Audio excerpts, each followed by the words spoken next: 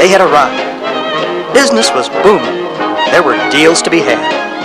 Everybody who was anybody was there.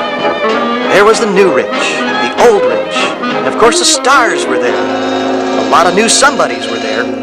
They were dancing their nights away as if there were no tomorrows. At least, none worth worrying about. But there was one tomorrow fated to come, which would change everyone's destiny. Early Tuesday morning, October 29th, 1929, the stock market opened, just as it had for the last 20 years. The trading floor was a frenzy of activity, except on this day, all the trade orders were to sell, not buy. But not even the experts suspected the devastating crash that would become known as the Great Depression. Not only did it dramatically change the lives of all Americans, but it affected the lives of millions more around the world. Once prominent traders and wealthy businessmen jumped to their deaths from multi-story buildings. Hard-working people lost their life savings, businesses, homes, and jobs. Thousands of millionaires became mere statistics in the fast-growing ranks of the unemployed. The middle class virtually disappeared. By the end of the year, the market lost the unbelievable sum of $40 billion in equity. 3 years later, at the depth of the Depression, the national income fell by 50%. 5,000 banks closed their doors. The degree of universal pain and suffering prompted President Franklin Roosevelt to take action which would once have been considered illegal. The Founding Fathers had been firm on the fact that the government was never to interfere with the free enterprise system. But Roosevelt boldly initiated his New Deal, and for the first time in U.S. history, the government provided help, called entitlements for the needy. The stage was set for the federal government to dominate American business, banking, commerce, and the economy as a whole. It was the promise of acquiring prosperity built on borrowing without the ability to repay, which had tempted normally conservative Americans to risk all they owned before the crash. In 1928, there was no venture too risky to invest in. There had been a few prophetic voices that warned of impending financial disaster because of the accumulated debt, yet their words were dismissed as just so much gloom and doom. This was America. This was the strongest nation on earth. Ironically, the cure for the Depression was built on another kind of debt, much broader in scope: government debt. Little did President Roosevelt and subsequent politicians who followed suit know it would incur such crippling and long-range consequences. Consequences which would be more devastating to the nation than the Great Depression itself.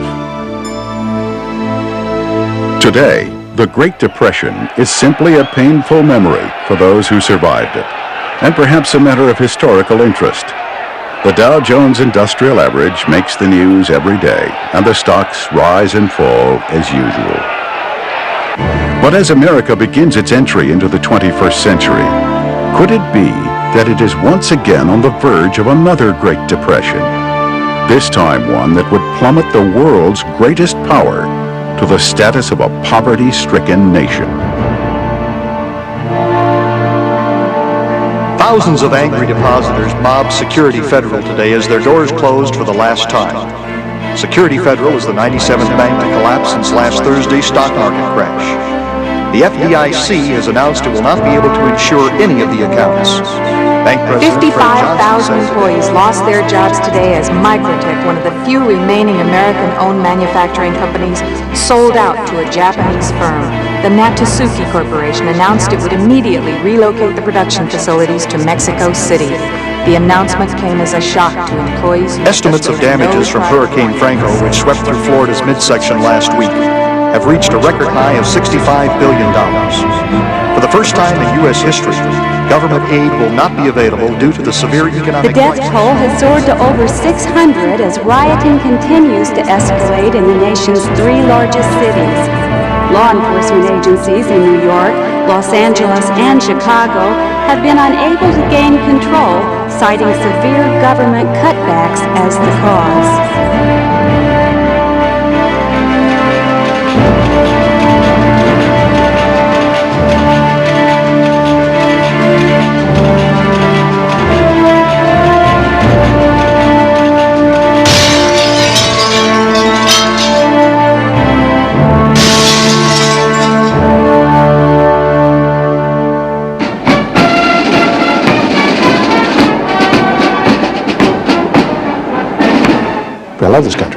it's with great pain I come to the reality. It's over. The America you and I grew up to understand in the 40s, 50s, 60s, 70s is a thing of the past.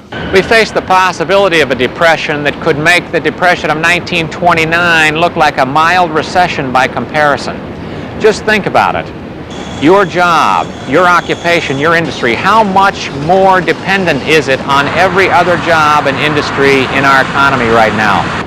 Far more so than in 1929. We're going to have a collapse, meaning that it won't be a 10-year cycle like we had during the Great Depression.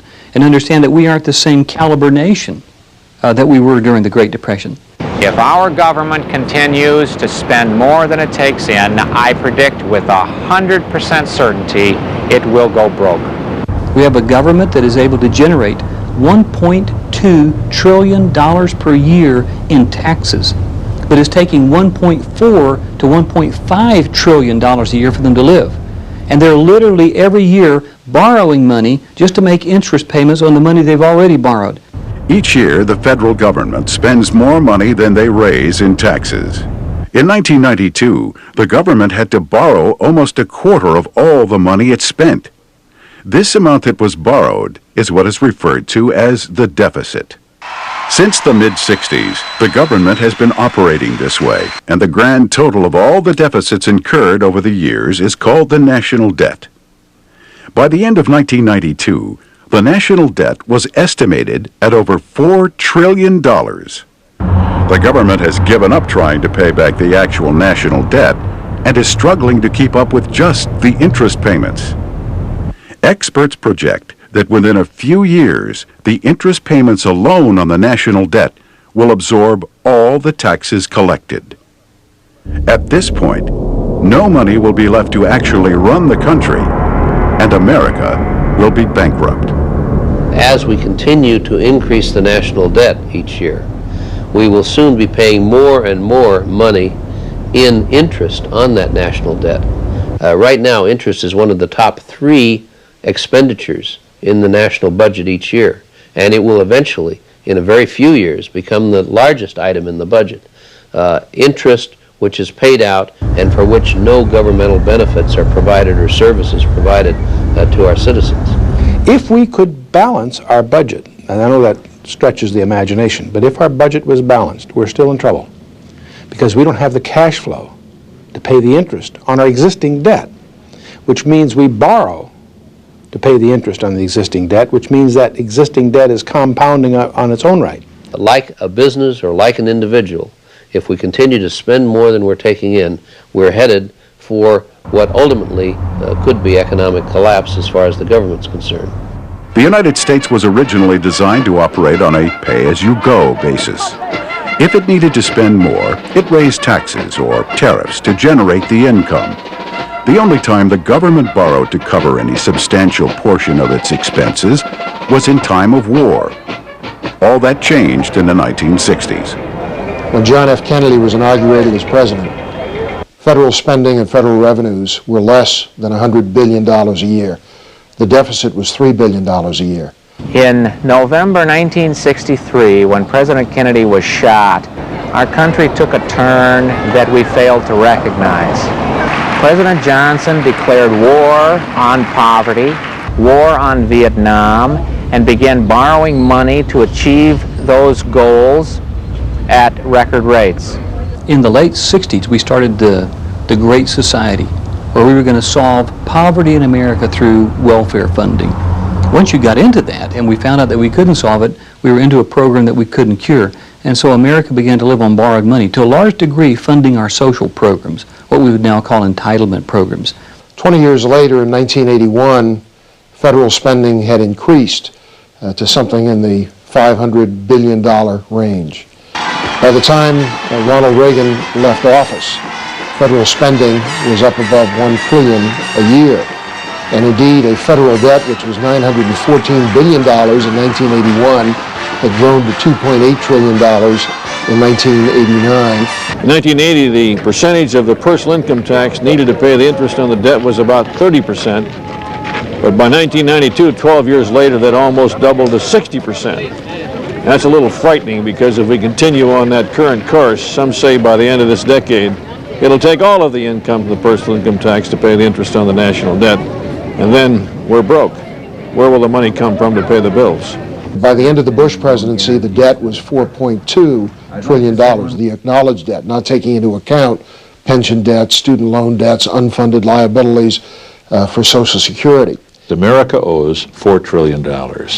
It must borrow $1.1 billion every day in order to keep up the pretense of the prosperity that we talk about today.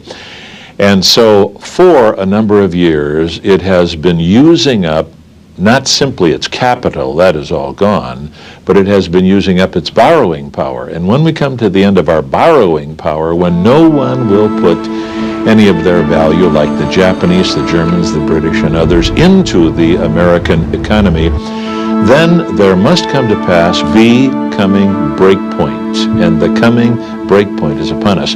It took 20 years for the government to officially examine the problem. In 1984, President Ronald Reagan appointed a special group of private businessmen to do an independent study on the trends in government spending. It was called the Foundation for the President's Private Sector Survey on Cost Control. It was headed by businessman J. Peter Grace and became more widely known as the Grace Commission.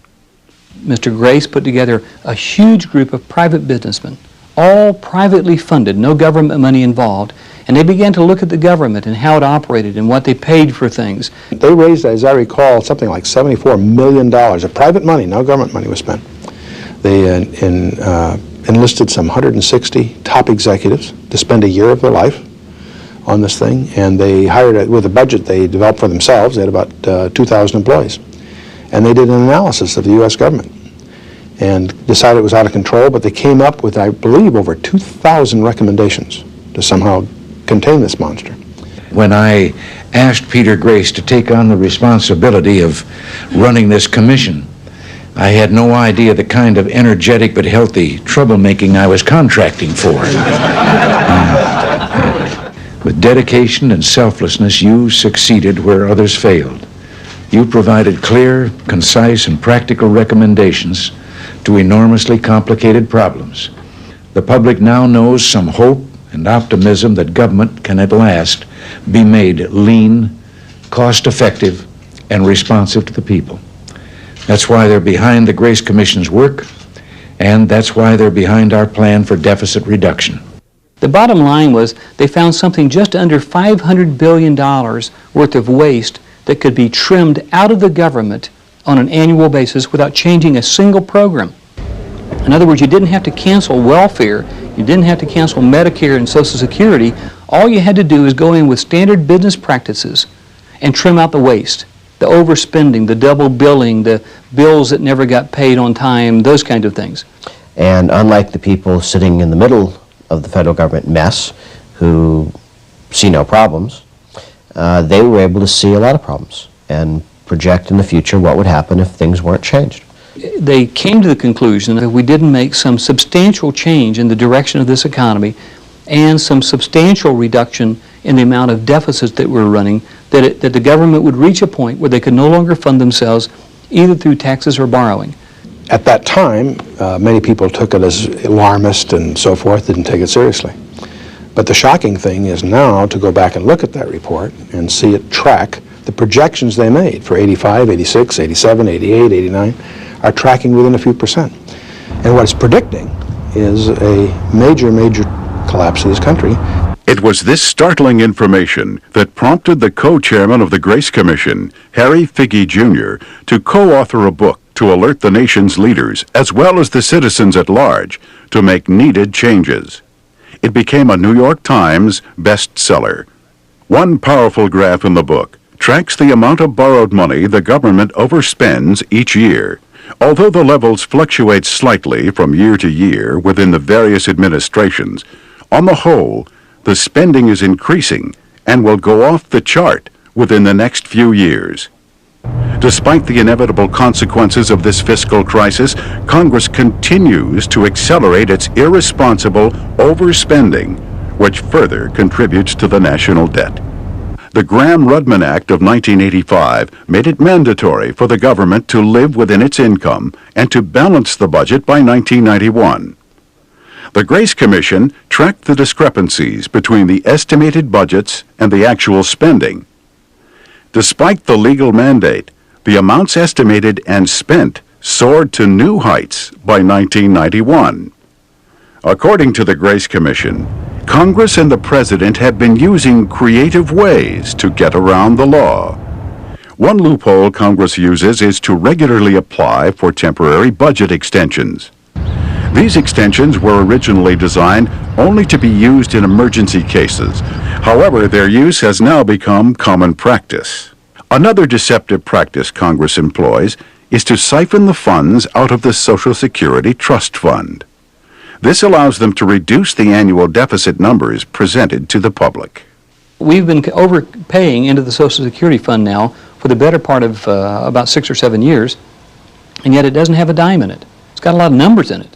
But in truth, the government takes the money out, spends it in the general budget so they don't have to show that as a deficit, and then substitutes an IOU in the form of zero coupon bond from the government.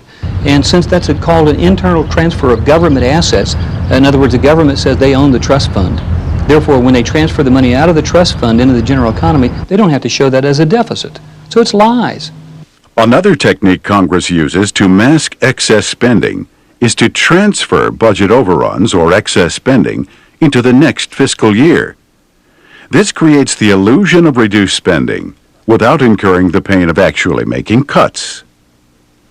Another effective way the administration and Congress gets around the law is to shift many projects off budget. Examples of that is the post office. Post office government operation doesn't show up in the budget. They found arguments to take it off budget. The Persian Gulf War. No reason for that not to be in the budget. It's not. They find reasons to take it off balance sheet. Many of the entitlements programs, those are the most scary, are also off balance sheet. And if you did this in business, you'd go to jail for fraud. The Grace Commission also found that when U.S. debt is compared to the growth of debt in other countries, it's higher and growing faster than all other industrialized nations in the world. Perhaps the most alarming information is presented in this graph, which depicts the dramatic rise in actual U.S. debt. The predictions since 1985 have incredibly been right on target, and if its tracking record remains accurate, in a few short years, the country will be bankrupt. Americans may get the false impression that the budget is being dealt with because it's talked about in nearly every newscast and election campaign. The truth is that very few have been bold enough to confront or even address the truth about the impending financial crash. In light of the accuracy of the Grace Commission's predictions, why didn't Congress fully support their recommendations? Because it was a Republican issue versus Democrats, and the Democrats controlled the House and the Senate by that time, most of the Grace Commission's recommendations never got implemented. Some of the recommendations that would save a lot of money require a vote of Congress. And every bit of waste in the federal government has a champion somewhere in Congress who sees that not as waste but as a gravy train. There are forces in this country that keep our entire society off balance with the huge budget deficit that is paramount in this country today. While we hear senators and congressmen talk about wanting to solve the budget problem, I don't think they really want to in earnest. Now, the members of Congress know about this spiraling national debt. They know all about it. They're oblivious to it. Some of them don't care. The majority don't care. All they're concentrating on is the next election. 20 years we've been fighting this battle over the budget, and somehow or another, out of all of the brains, out of all of the legal minds in this country, out of all of the people that are running around supposedly the brightest and the best in Washington, D.C., it cannot be solved? No, sir. But somebody doesn't want it solved. In my opinion, our government is not going to try to do it because the cure is too tough for them to swallow politically. No one I've seen, in the press or elsewhere, deals with the problem quantitatively. They'll arm wave, they deal in platitudes. This is fraud and deceit. It's like an alcoholic who says, I'm going to reduce my consumption. What he really means is, I want to maintain the right to continue drinking. And that's precisely what our leaders in Washington are doing. They talk about reducing the deficit, but what it really gives them is nothing more than the opportunity to continue to borrow money and increase the debt. There's too much government, especially in Washington, and there's too much spending. We could cut out programs, we could cut back on programs, and people have got to quit just looking to the government to solve the problem. That's not the American way. Washington is irrevocably out of control. There are no controls. There's no responsibility. No one's held accountable for the decisions. And to make the decisions to save this country, you guarantee you won't be reelected. So as a result, we are in deep trouble financially. The problem is an almost total disregard for any moral constraints in Washington. They don't feel any guilt about the fact that they spend more of our money than they raise. They don't feel any guilt about the fact that they don't account for our money properly. There are good people in Washington, to be sure, but most of them, like Warren Rudman of New Hampshire or Bill Armstrong of Colorado, have quit in disgust and left the place. And who does that leave running it? People who are willing to borrow and spend to purchase our votes. What do you do when the U.S. government doesn't have the money to pay its bills? There are experts have different theories. You could have a collapse of the government. That's what's happened in other countries. The scenario that most people tend to presume will be hyperinflation. In other words, they'll print money to make the money, and that will cause the money supply to increase, which will cause more inflation. They will do what every government has done that's ever existed in history, and they will start to print money. They will inflate the economy so they can pay their bills. But for every dollar they print, my dollar goes down in terms of value. If they print 2, mine goes down about 50 cents. They'll begin to print money as soon as we are not willing to pay any more in taxes. And they'll have to print money in order to pay their bills. The Germans after World War I did it. When they could no longer pay their bills and they couldn't raise the money through taxes, they had taxed the maximum and they were on the edge of revolt, they started printing money. 3 years later, just 3 years later, the mark was worth 2.4 trillion marks per dollar. Money was worthless in Germany. It would take a basket full of money to go buy a loaf of bread, but you couldn't afford the basket, so it was irrelevant. Once you hyperinflate the dollar, it doesn't matter if you have $1 million in the bank, it's worthless. Argentina was once one of the most richest nations in the world, rivaling the United States 50 years ago. But they went into hyperinflation and badly damaged their economy. Within about a 6-month period of time, the inflation rate in Argentina was at about 500% per year. Before they stopped the cycle, it was 5,000% per year. Well, when you have hyperinflation and the government prints a lot of money, 2 things happen. One, wages fall because they're just, in real terms, they're not worth as much. But the most devastating thing is that savings and investment gets wiped out. If you had $100,000 in the bank and the government starts printing money, $100,000 could be worth $50,000 or $10,000 in no time at all. Whole families' plans for the future, pension plans, insurance plans. Inflation can destroy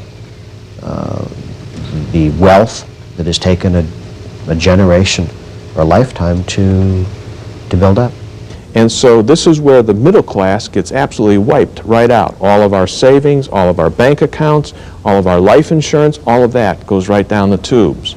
As soon as investors see that America is not a good investment, jobs will fall like dominoes.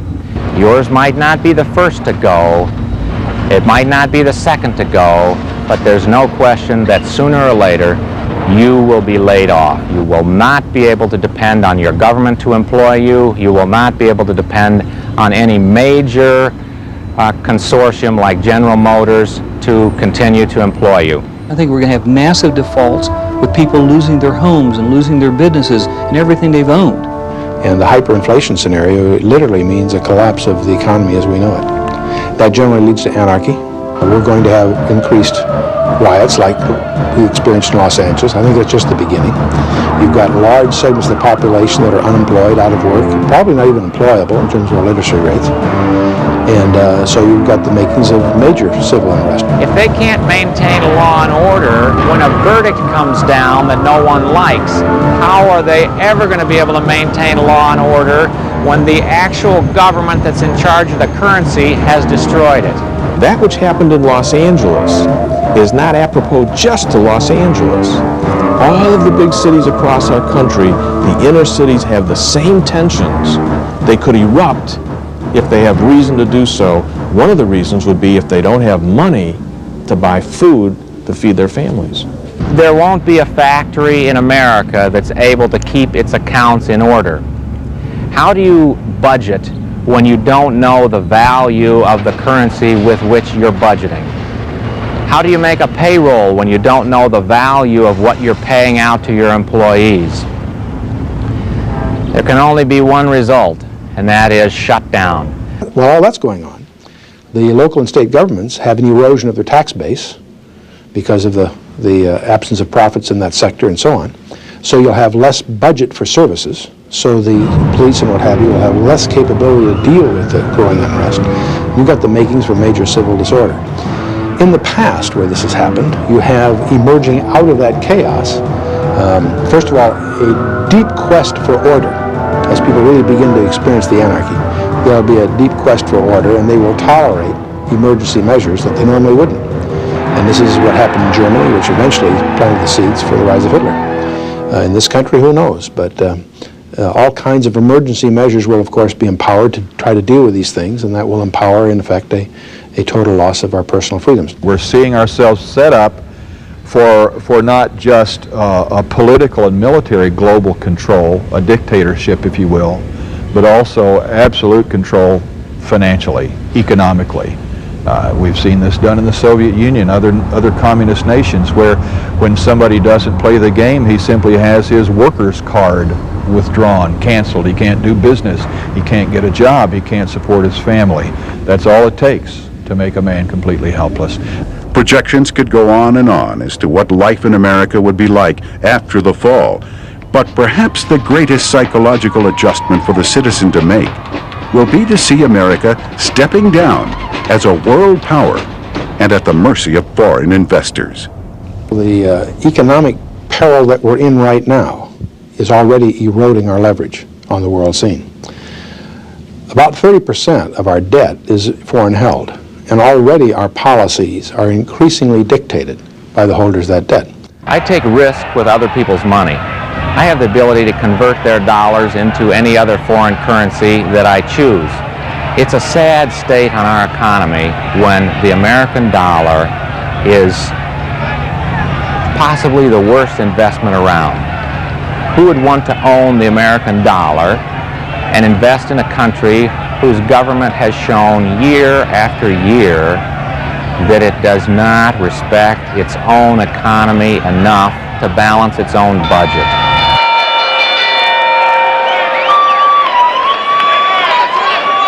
The alarm is sounding, and the hour is late. Every responsible citizen who is willing to do whatever it takes to turn the tide and save our country for tomorrow and future generations wants to know what can be done. I think it takes a major change in attitude on the part of every American. Number one, to take this problem seriously, to hold their elected representatives accountable, and to insist upon major changes. Major changes. The time has come for a second American Revolution. I'm not talking about one with guns, but at the ballot box. I sincerely believe that if we Americans don't change who controls the Congress of the United States, we will have lost the opportunity to save this nation from national bankruptcy. We need to identify the big spenders in the Congress, whether Democrat or Republican, and give them the retirement they richly deserve. I think it's very important to make noise when you see a politician supporting spending legislation. There are a number of taxpayer groups that rate members of Congress, and you can get a hold of those ratings and look at whether somebody is voting with the taxpayers or against them on a regular basis. Writing to members of Congress is not a fruitless exercise. It really does matter. People need to read. They need to educate themselves, and once they've educated themselves, they've got to get a hold of their congressman and wring his neck if necessary, because the one thing that a congressman will respond to is an enraged populace. I believe there are some prudent things that everybody should be doing. The first thing is to get yourself out of debt, because whatever you owe for given the wrong kind of an economy, potentially belongs to somebody else. So you can lose everything you have. And it doesn't matter how much you have, you can lose it. On a personal level, the wisest thing that any of us can do, irrespective of our station in life, is strive to the best that we can to get out of debt. Not easy to do in a consumer society because the pressure to spend is everywhere around us. Lower your cost of living, use the difference to get out of debt. Then if you have a surplus, that gives you, first of all, some liquidity you can guard. In order to guard your liquidity, you have to know who the enemy is. And the number one enemy of your liquidity is the U.S. government. The Congress has to find ways to pay the interest bill. And the only cash it's got available is yours. I believe it's very prudent for anybody to have some surplus of food on hand. I mean, the fact that you can walk down to the local grocery store and buy food doesn't mean that local grocery store won't run out of food. We are going to have to create our own jobs, create our own wealth. There will be an entire new industry, an underground economy possibly, springing up everywhere. Anyone who can do anything that is of value to anyone else will be able to survive. Anyone who's just dependent on some large corporation for a job to move some numbers around in accounting or do this, some technical skill, is probably going to be out of work. This national indebtedness is really a national symptom of the attitudes that we Americans have come into personally, the personal attitudes we've come into about money, about property, about the lust after comfortable living being the driving force in American society for which we have to spend money to fund this kind of obsession.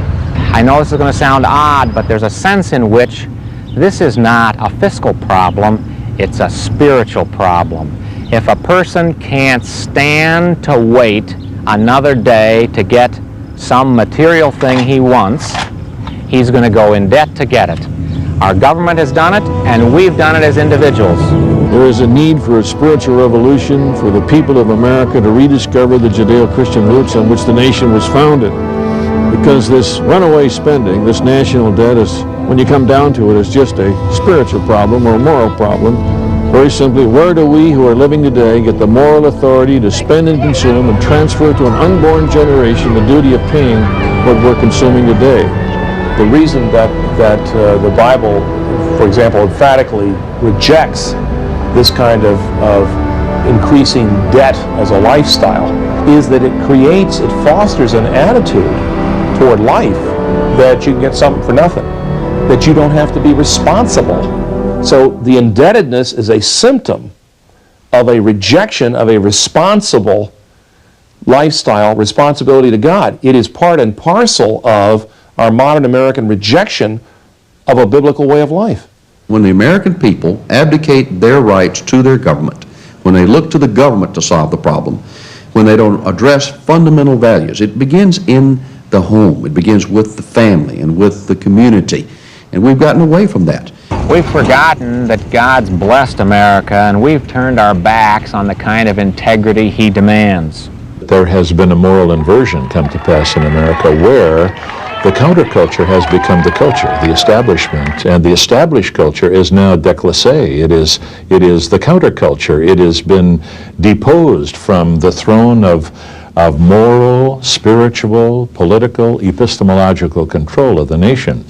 As I look in the Bible, you don't see much reference to the United States in the last days. So we assume that we are either not dominant, or if so, we're merged into some other group. Biblically speaking, I don't see the United States in Bible prophecy. I don't see a Western superpower either. Instead, I see a confederation of European nations, and that would take the demise of the United States. The USSR has fallen apart in a shambles much faster than anyone would have predicted. Never would have dreamed it would have fallen apart that fast. America is also in the decline. The void that's left by these two declines is being filled by Europe on the one hand and Asia on the other. Japan is shifting its investment from the West to China. That makes all the sense in the world. Combine the Japanese capital and technology with China's raw materials and labor, and you're going to spark the biggest economic revolution in recorded history. But the challenger to this will be Europe, not the U.S. And here in our lifetime, we're hearing about a one world currency. We hear about the New World Order governmentally, and the whole thing is being set, the scenario is being set. In the last analysis, when a culture goes, then the night comes when no man can work. The Bible says evil men and seducers shall become worse and worse, deceiving and being deceived. The Bible does not promise some kind of instant economic recovery because of some spiritual formula, but the Bible says in the last days perilous time shall come. I believe that God is doing everything spiritually possible to awaken His people. And that if His people do not awaken, it's very possible that God will just turn His back and walk away from this nation and say, suffer whatever you have to suffer. Now, the best way to get the attention of God's people is persecution. We know that. During affluence, we have the tendency to forget about God. It is during difficulty that we come back to God. Instead of pointing the finger of blame or feeling hopeless, Christians should be the first to do everything possible to change the course of America's future. History has proven that people united in action can change a nation's destiny. But they also need to be prepared for the worst. The Bible confirms that the borrower will be the slave to the lender. Therefore, God's people must be committed to obtaining a debt-free lifestyle. In many cases, severe personal sacrifice will be necessary. Once their homes are in order, they should do everything possible to learn to make a living under adverse conditions and then share with others in need. As a body of Christ, our greatest asset is our numbers, and we ought to be working with each other to help each other. And that means start some plans, some programs within your local church. Take care of your own poor. Take care of the people that are out of work. Help them to get reemployed. Help them to buy gas for their car. Help them to keep their kids in school. Help them to be able to make the payments on their house, assuming that they're living by some kind of a reasonable budget. Those are the things that God calls us to do anyway. We don't have to wait for a crisis to do that. In fact, during a time of crisis, what we ought to do is draw together and literally become a family, because that's what God says we are. And the local church ought to have a surplus of money and keep them from building a new building with it. Keep that surplus of money on hand to help the unemployed. You know, the command to Joshua to choose you this day who you will serve. That's going to be the call to the Church of Jesus Christ. Who will we serve, even when it's dark outside? And hey, we've got to teach our people that we serve the Lord Jesus Christ, before whom one day we will give an account. The beautiful effect is that man's importunity is God's opportunity. A guy that used to have a lot of money and all that it would buy who is now broke, it may just occur to him that it's time to pray, to seek the Lord. And if he does that, then the equation is entirely different. Put God into the equation, anything is possible. Without Him, in the last analysis, nothing really is that matters.